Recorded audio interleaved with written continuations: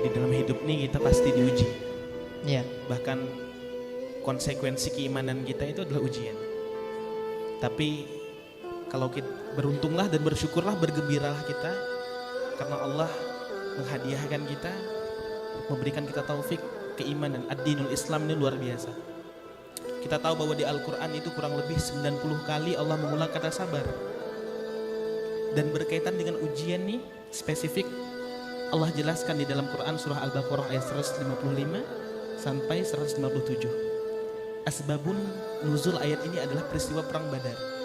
Bagaimana perang Badar kita tahu, perang perdana yang dilakukan oleh kaum muslimin pada saat itu, pasukan muslimin 300 lebih, sedangkan kafir Quraisy 1000 sampai 2000 mau 3000-an.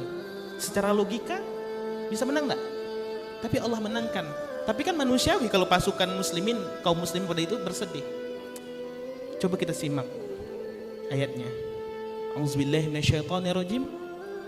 Walanabluwannakum bisyai'in minal khawfi wal ju'i wa naqsi minal amwali wal anfusi was samarat. Wabashshirus sabirin. Allazina idza asabathum musibah qalu inna lillahi wa inna ilaihi raji'un. Ulaika salawatihim bi rabbihim wa rahmah wa ulaika humul muhtadun. Apa kata Allah? Kami, kata Allah, aku pasti akan menguji kalian dengan ketakutan. Takut ini bisa kita definisikan dalam 3 hal. Takut masa lalu, ya kan? Kadang kita ketakutan dengan masa lalu kita. Takut saat ini dan takut dengan masa depan kita. Mungkin bahkan takut juga, mungkin antum juga pasti ngerasakan tentang bagaimana ketakutan, omongan-omongan orang, trauma batin, pasti ngerasakan omongan-omongan orang. Bahkan ketika kita mulai sendiri, mulai itu terngiang-ngiang bagaimana sikap orang yang bukan kita benci, tapi sangat menyakiti kita, tapi kadang muncul.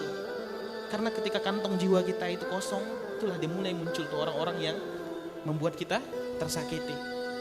Lalu kata Allah, engkau pasti akan diuji juga dengan kelaparan, kekurangan, harta, jiwa, dan buah-buahan. Tapi Allah tutup ini dengan indah.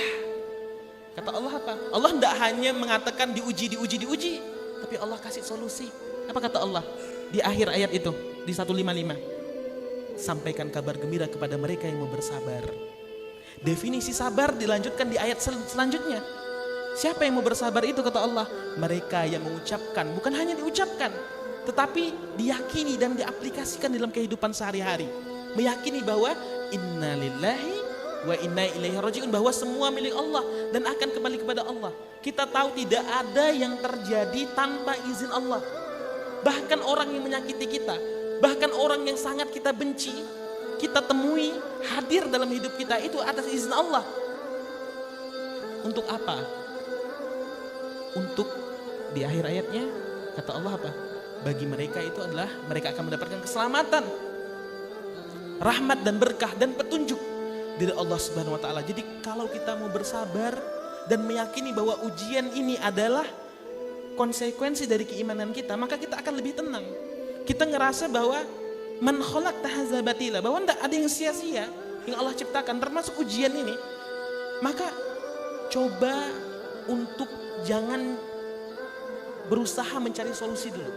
Memang solusi ikhtiar itu penting, tapi coba kadang kita ini salah.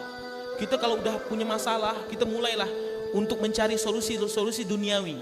Cari psikolog, cari psikiater, cari kawan. Coba diubah, cari Allah dulu. Yakini dulu bahwa Allah ini yang membantu kita. Tanpa izinnya tidak akan terjadi ini.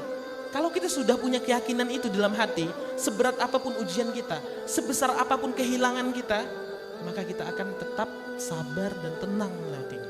Jadi mungkin hanya itu. Saya rasa ayat itu bisa mewakili, dan coba cari, kembalilah kepada agama ini. Tidak ada ketenangan kecuali kembali kepada agama ini.